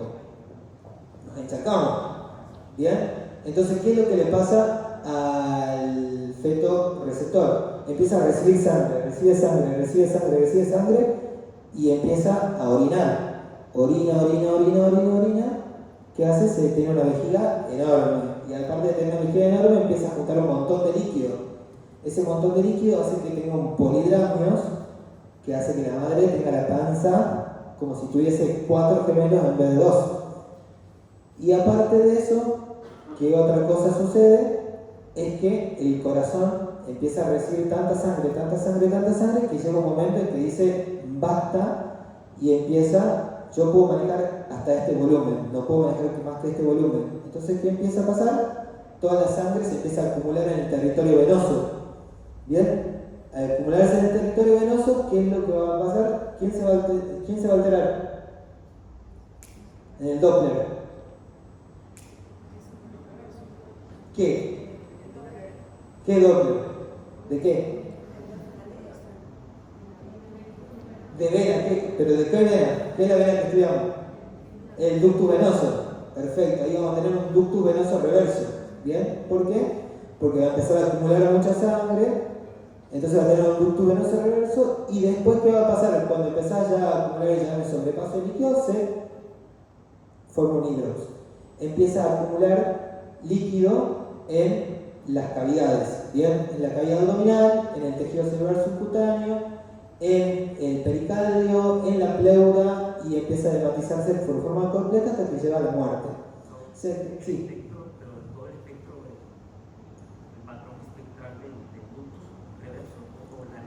La onda A reversa, ¿bien? Que es la que te marca la diástole la sístole de la diástole, perdón, de la aurícula. Entonces se empieza a acumular líquido y eso lleva a la muerte, o sea que ninguno de los dos bebés se salva. ¿Bien? Y el síndrome transfundido transfusor es una urgencia dentro de los embarazos gemellares monocoriales. ¿Bien? Por eso es que cada 2 semanas es importante hacer todo: medir los bolsillos verticales máximos y hacer el Doppler tanto de la arteria umbilical como de la arteria cerebral media como del ductus venoso. ¿Bien? ¿Cómo definimos entonces el síndrome transfundido transfusor? Lo que les expliqué todo es la fisiopatología, ¿bien? Pero la definición está dada básicamente por una alteración. Uno tiene anigramios porque no orina y no tiene vejiga, y el otro tiene un polidramios porque está orinando mucho, porque está con una sobrecarga de líquido. ¿Bien? Entonces, la definición es cuando nosotros encontramos oligoamios en uno y polidramios en el otro, la secuencia oligoamios polidramios ya es diagnóstico de un síndrome transfundido transfusor. Y si ustedes lo ven en un embarazo monocorial, ustedes tienen que decirle: anda urgente a tu obstetra. No urgente, no es que tiene que salir corriendo a la paciente, pero mandale esta ecografía ya a tu obstetra para que él la vea y te explique cómo seguir el embarazo. ¿Bien? Este síndrome transfundido transfusor tiene estadios de gravedad, básicamente marcados por la secuencia que yo le venía contando. ¿Bien? Mientras más se aproxima la muerte, es peor el estadio, ¿bien? En el estadio 1 solamente vamos a ver que uno tiene poligramios y el otro tiene oligoamios, ¿bien? Uno tiene un bolsillo vertical máximo más de 8 y el otro tiene un bolsillo vertical máximo menos de 2. ¿Dónde hacíamos la medición del bolsillo vertical máximo? Donde se ve la membrana, ¿bien? Se ve la membrana, ahí mido el bolsillo vertical máximo, ¿bien? ¿Qué pasa? Muchas veces en estos síndromes transfusores tenemos lo que se llama el gemelo stack. ¿Bien? ¿Qué pasa? No tiene nada de líquido. Está pegado a una pared del útero. Entonces yo lo miro así, me voy hacia arriba, mira, acá está el bolsillo vertical máximo, no, le estoy viendo el bolsillo vertical del otro. ¿Entendés? Entonces, en estos casos es muy fácil confundirse de quién tiene líquido y quién no tiene líquido. Entonces, siempre vean la membrana intergemelar y de ahí midan los bolsillos. ¿Bien?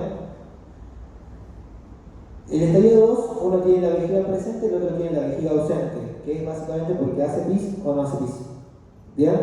El que tiene la vejiga ausente es el donante, que se está quedando sin sangre. ¿Bien? Me estoy enredando. Después, el 3 ya tiene una alteración a nivel del Doppler, ya sea a nivel de la arteria umbilical, a nivel de la arteria cerebral media o a nivel del ductus. Cualquiera ya tiene una alteración a nivel del Doppler ya es un estadio 3. Si es el donante, que es el que está dando sangre, ¿cuál es la arteria que primero se va a afectar?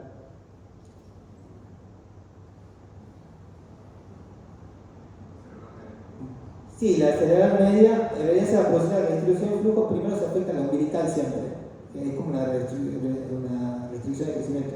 Pero también la podemos ver en la cerebral media. En cambio, el receptor, ¿qué se va a afectar primero?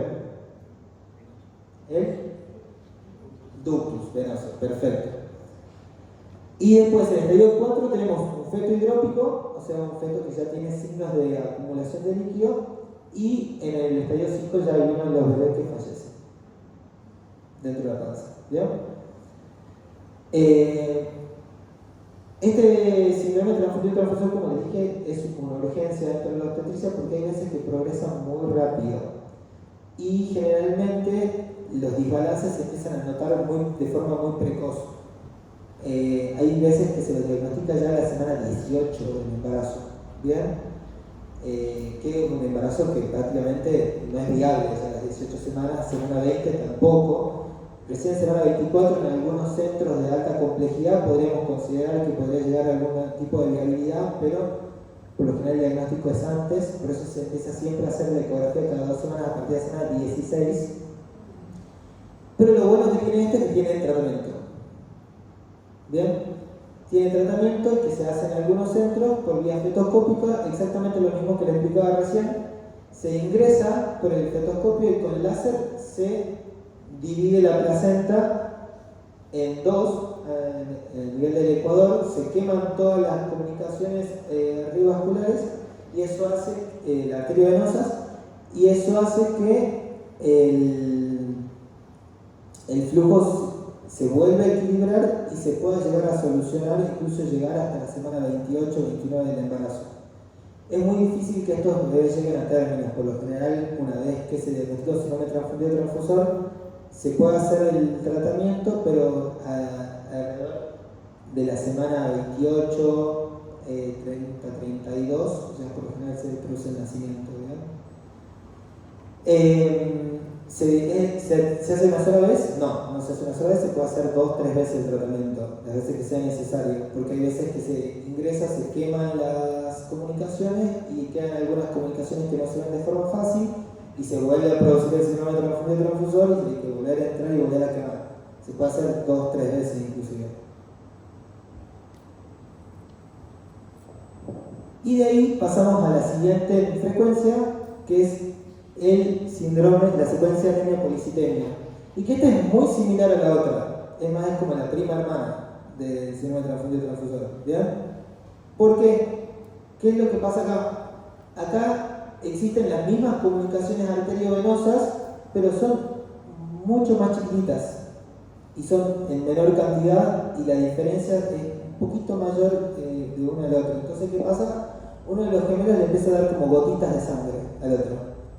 Es como, te pasa un poquito de sangre, te pasa un poquito de sangre, te pasa un poquito de sangre, te pasa un poquito de sangre, y es tan poquita la cantidad de sangre que le pasa que no llega a producir el desequilibrio hemodinámico del síndrome transfundido transfusor. Pero yo te voy dando un poquito de sangre, te voy dando un poquito de sangre, te voy dando un poquito de sangre y yo me pongo anémico. Llega un momento en que no llego a producir la cantidad de sangre que te estoy dando. Y el otro recibe sangre más la que produce, recibe sangre más la que produce y se empieza a poner policitémico. ¿Bien?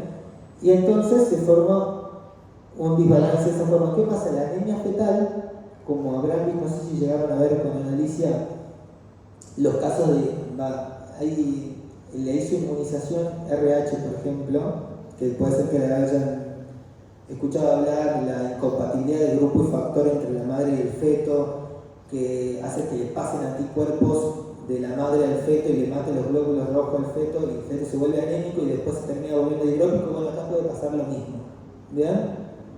La anemia empieza a hacer que aumente la frecuencia cardíaca, empieza a hacer un desbalance hemodinámico en el mismo feto que puede llegar al hidrox y puede llegar a complicar. Por suerte, este es muy poco frecuente, pero ¿qué pasa con esta? ¿Cuándo se ha vuelto más frecuente esta patología? ¿Se pueden imaginar cuándo? Cuando se empezó a hacer la terapia del síndrome transfundido-transfusor. ¿Qué pasaba con el síndrome transfundido-transfusor? Teníamos unos caños muy grandes que pasaba sangre de un lado para el otro. Entonces yo entré con el fetoscopio, borré todos los caños grandes y me quedaron todos los caños chiquitos. Y entonces todos esos caños chiquitos terminaron haciendo que ese desbalance que ya ocurría, ahora siga existiendo, pero sea menos cantidad y aumenta el riesgo de secuencia anemia policitemia. ¿Bien? Entonces, con el tratamiento del otro aumentó un poquito más el riesgo de este síndrome. ¿Bien? ¿Y qué es lo que nos permite a nosotros diagnosticarlo? Medir el pico sistólico de la arteria cerebral media. Por eso es importante siempre hacerlo en los embarazos gemelares monocoriales y hacerlo de forma correcta. Generalmente son 3 mediciones de pico sistólico en cada uno y se hace un promedio y esa es la velocidad del pico sistólico que tienen que tomar. ¿Bien? Y el diagnóstico está dado por que ¿vieron el tema de los MOMS? O sea, desvíos de la mediana. Bueno, las velocidades del pico sistólico de la arteria cerebral media son distintas para cada edad gestacional. ¿Bien? Entonces, ¿qué hace? Se las percentila, básicamente. Entonces, nosotros tenemos una mediana que es el percentilo 50. ¿Bien? Para cada edad gestacional.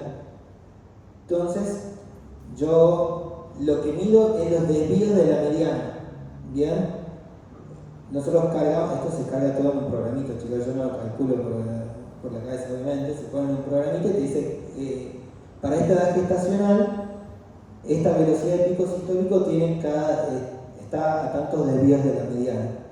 Cuando el pico sistólico en la arteria cerebral media está más de 1.5 MOMS, o sea, está más de 1.5 desvíos de la mediana, se considera que hay un aumento muy marcado de la velocidad, de la velocidad en el pico sistólico de la arteria cerebral media, que te hace sospechar el diagnóstico de anemia. ¿Bien? ¿Por qué? Porque, ¿qué pasa? Esto es todo física. Cuando disminuye la cantidad de glóbulos rojos, disminuye la viscosidad de la sangre, y al disminuir la viscosidad de la sangre, todo lo que es líquido que pasa a través de un tubo corre más rápido, ¿bien? Tiene mayor velocidad. Entonces el pico sistólico se va a hacer más amplio y cuando tengo un pico sistólico que va 1.5 por encima del desvío de la mediana, sospecho que es una anemia. ¿Bien? Mientras que cuando va mucho más lenta la sangre y va mucho más lenta es porque tiene mayor cantidad de glóbulos rojos, entonces tiene una policitemia y tiene un pico sistólico menos de 0.5 desvío de la mediana. ¿Bien? ¿Se entiende eso? Entonces, el diagnóstico es cuando está por encima de 1.5 MOMS el pico sistólico o está por debajo de 0.8 MOMS. ¿Bien? O la discrepancia entre ambos picos históricos es más del 50%, o sea, mayor a 0.5 MOMS. Todo esto está en las calculadoras de la Fetal ID. ¿Bien? Los picos históricos, ahí ingresan usted la velocidad, ponen la edad gestacional y le sale cuánto desvío de la mediana está. ¿Bien? Por suerte vivimos en esta época que es mucho más fácil hacer estas cosas, ¿no? Una locura.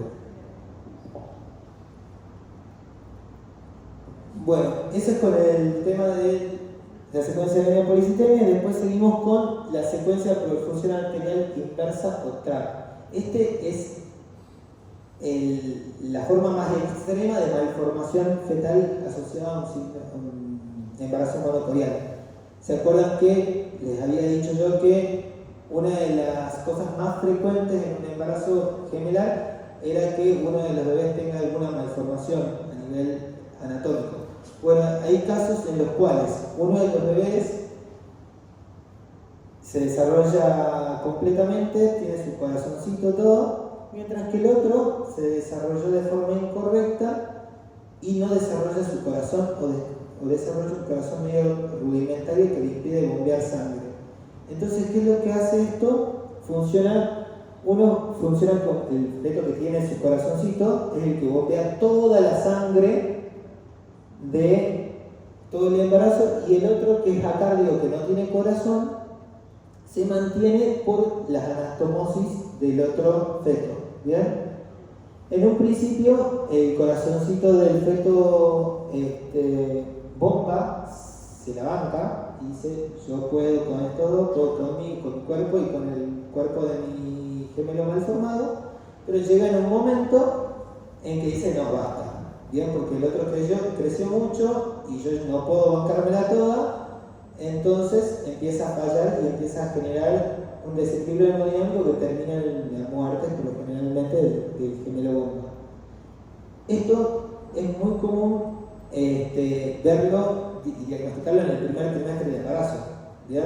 Porque generalmente el gemelo acárdico, uno que no tiene corazón, chicos, tenemos que darnos cuenta de que no está latiendo un corazón y que no le podemos, no le puedo medir la lubricación tricuspide a este feto.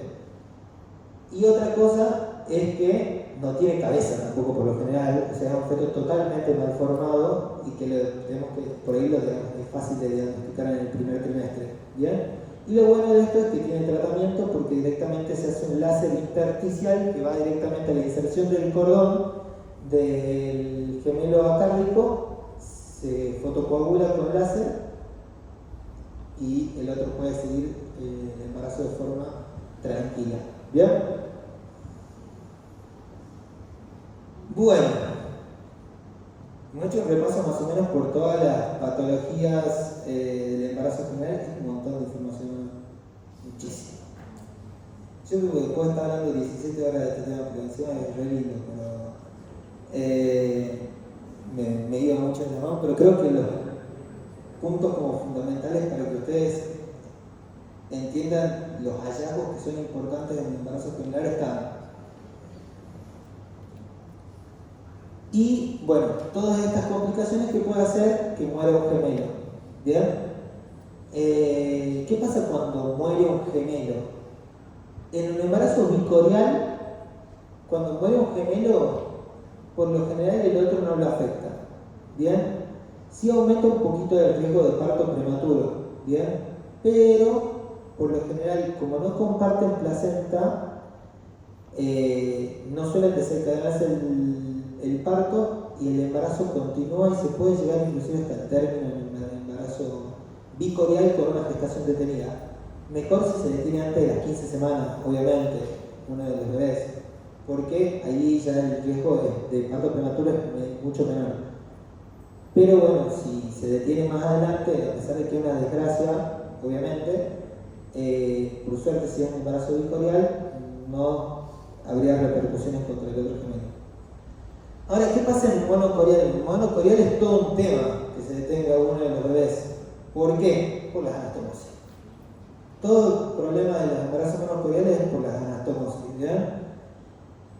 Si se detiene antes de las 15 semanas, cuando la placenta está menos desarrollada y las anastomosis no cumplen todas sus funciones, por lo general, chicos, ya está, no siga el embarazo, el otro puede seguir totalmente normal, no pasa nada. Ahora, después de las 15 semanas, después de las 16 semanas, cuando se detiene un embarazo general monocorial, ¿qué es lo que sucede? Se muere uno de los bebés. ¿Qué pasa a uno cuando se muere? ¿Cómo da presión? No tenemos presión, ya no tenemos bomba, no hay presión en la sangre, entonces la presión cae a cero. ¿Qué pasa con las anastomosis arteriales y las venosas? Hacen que toda la sangre del bebé sano se vaya para el territorio de presión cero, por física, básicamente. Entonces, si bien hay veces que el embarazo, que el bebé no se ve afectado y continúa la gestación, muchas veces esa falta de oxigenación que le causa la pérdida rápida de sangre hace que tenga mucho daño neurológico. ¿Bien? Porque es como un momento de hipoxia aguda que tiene, que puede producir daño a nivel neurológico fetal. Entonces, antes de la semana 16 no hay mucho mayor riesgo para el cogemelo. Lo que se le dice a la madre, bueno, vamos a seguir continuando y controlando de cerquita cerquita, como si fuese un embarazo gemelar igual a tu otro bebé. Vamos a medir el pico sistólico de la arteria cerebral máxima, de la arteria cerebral media siempre, porque el riesgo que está justamente en la pérdida de sangre. Entonces siempre vamos a medir el pico sistólico de la arteria cerebral media cada 2 semanas, como seguimos un embarazo gemelar monocorial normal. Y más de las 16 semanas de la muerte del cogemelo, hay, como les dije, una probabilidad de daño neurológico y un aumento del riesgo de parto prematuro. Por ende, siempre que se detecta una muerte de un gemelo y el otro continúa con vida, ¿qué pasa? Generalmente es algo muy agudo, muy agudo. Entonces, si ustedes lo llegan a detectar, la muerte de un gemelo, no es necesario que le digan a la madre, corra ya a la guardia porque le tienen que sacar, tienen que nacer su bebé porque está con riesgo de morir ya. No, generalmente se mueren los dos. Si se tienen que morir, se mueren los dos al mismo tiempo. ¿Bien?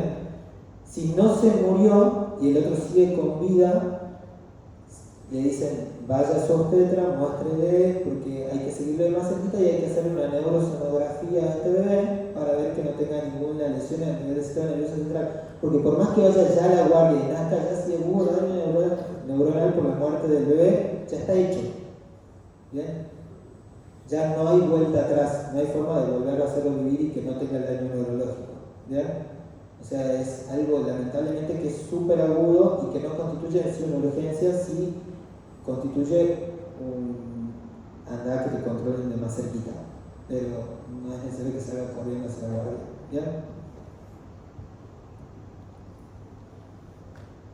Y bueno, el resumen de todo esto que venimos hablando, ¿qué es lo que tienen que tener en cuenta? Y acá les dejo esta tablita que es hermoso, porque cada vez que tengan, lo que ustedes tienen que hacer cada vez que tengan un embarazo gemelar es llenarla a esta tablita. ¿Bien? Si ustedes cada vez que tienen un embarazo gemelar monocorial ponen la edad gestacional, marcan cuál es el feto 1, cuál es el feto 2, ponen el nivel de líquido amniótico, los bolsillos verticales máximos medidos, como les dije, donde tienen que medir, ven si hay discordancia o no entre ambos bolsillos verticales máximos, lo pesan a los bebés, ponen el peso y calculan la discordancia de peso. Si hacen el pico sistólico de la arteria cerebral media, lo informan y informan la discordancia y ponen el Doppler de la arteria umbilical, ponen el IP y me dicen si tiene o no flujo fin de diástole, listo. Por lo menos toda la exploración básica en el embarazo monocorial está hecha con esto. ¿Bien? Y ahí están las pautas de alarma. Esto es como jugar el juego de las 7 diferencias entre los gemelos y el otro. Entonces vamos viendo cómo están los líquidos amnióticos en uno y el líquido amniótico en el otro. El peso en uno y el peso en el otro. El pico sistólico en uno y el pico sistólico en el otro. Y vamos viendo las diferencias. Y si hay alguna discrepancia como las que mencionan ahí, signo de alarma, vaya a ver a su obstetra. ¿Bien? Bueno, y ahí otra de las cosas que tenemos que si quieren informarles más detalladamente que es la presencia de las vejigas, la longitud cervical y el ductus venoso, excelente, 10 felicitados. ¿Bien? Bueno, y esta que resume más que nada los signos de alarma ante un embarazo gemelar. ¿Bien? Discordancia de longitud cráneo-caudal. ¿Por qué? Porque en el embarazo monocorial, si tiene una discrepancia de CRL ya en el primer trimestre de más del 10%, habla de por sí de la probabilidad de una restricción selectiva de crecimiento desde el inicio. Ese ya pésimo pronóstico. ¿Ya? Discordancia de la TN habla de un riesgo de síndrome de transfundido transfusor por la discrepancia por la presencia de anastomosis que puede producir un aumento de la transferencia local en uno de los fetos. Si hay un aumento de la discordancia de TN de más del 20%, peligro. Si diagnosticamos un monoamniótico, que vamos a hablar un poquito de eso, si hay más de 2 fetos, si hay un TRAP o si hay la presencia de malformaciones, todo eso son signos de alarma del primer trimestre. ¿Bien? Y signos de alarma en el segundo y tercer trimestre, la discordancia líquida, discordancia de peso, discordancia de pico sistólico, presencia de malformaciones, que hay un poligramios, aunque no tenga aligramios el otro, y que sea la muerte de un gemelo. ¿Bien? Esas son cosas que ustedes tienen que decir, vaya a su obstetra. ¿Bien? Bueno, acá no se me mueve la diapositiva. A ver, a salir de acá. No, pero me quité el chiste de la... Porque ya están leyendo esto, entonces ya no tiene sentido que le haga el chiste. Bueno, ustedes ven esto, ¿bien?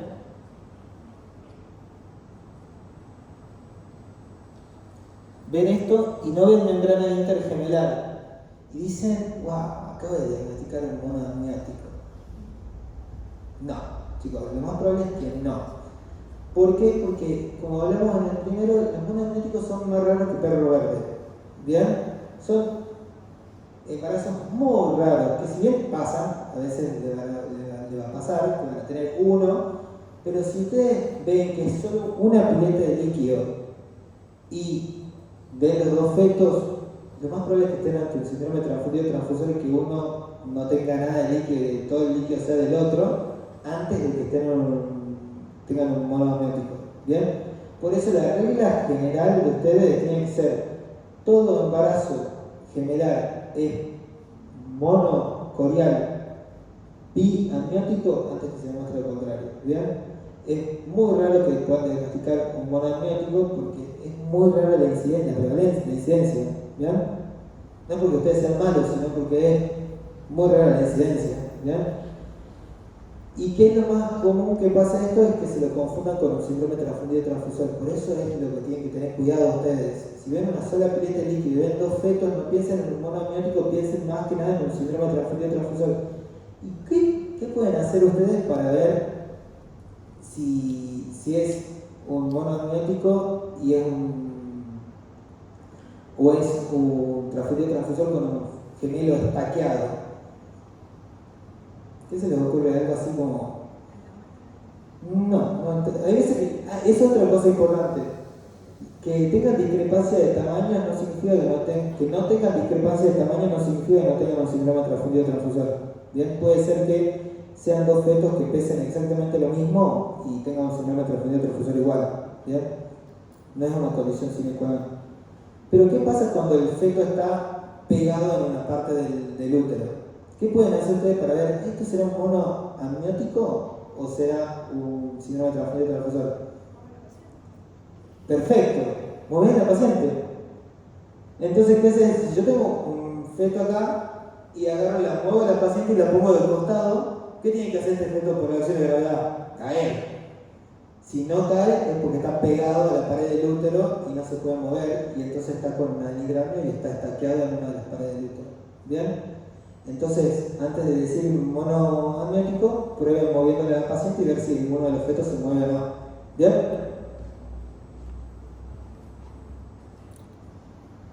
Ahora, si bien es más raro, hay veces que le puede pasar. ¿Qué les va a decir a ustedes que esto sí o sí es un mono amniótico? Uno, que tengan los cordones enredados.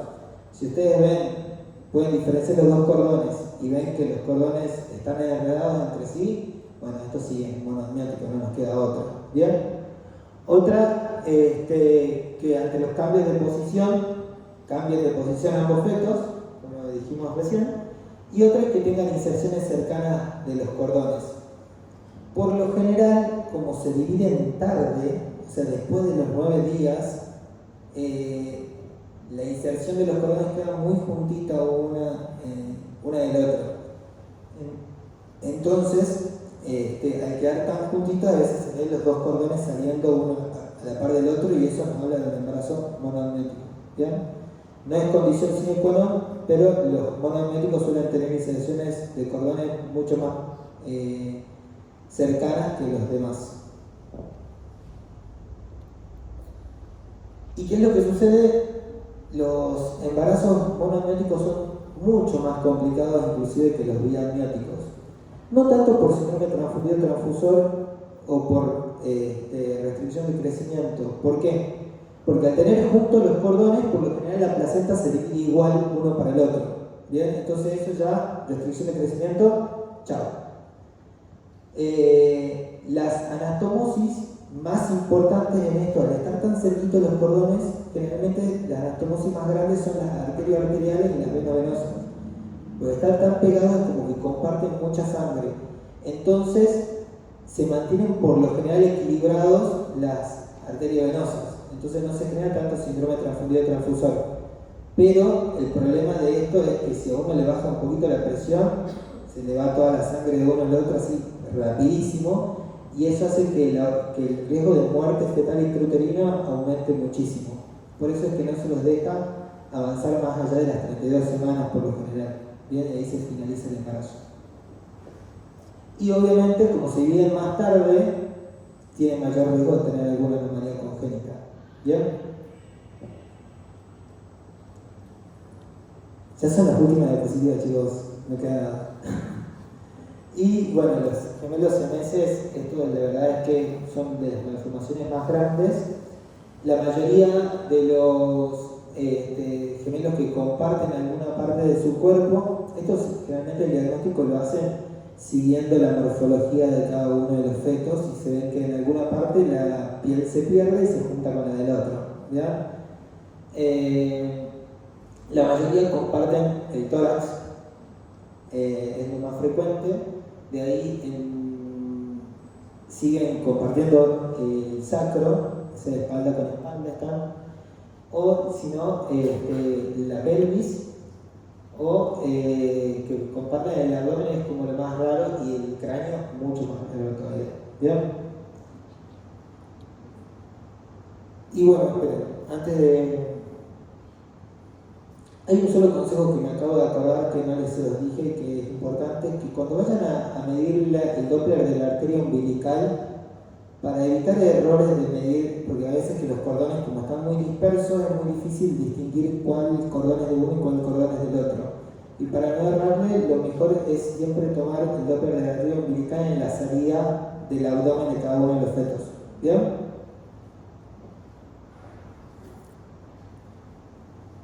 Y bueno, esta es una pequeña pruebita. Saquen sus celulares 2 segundos y escaneen el código QR, que es como una pruebita para ver si... Se te dice, una paciente de 34 años primigesta en su primer embarazo, acude con una solicitud de ecografía transvaginal por un test de embarazo positivo. ¿Bien? Usted contrasta esta foto que tiene los embriones. ¿Bien? Espérenme 2 segundos que... Vamos a ver si funciona esto. Ahí van a escanear el código QR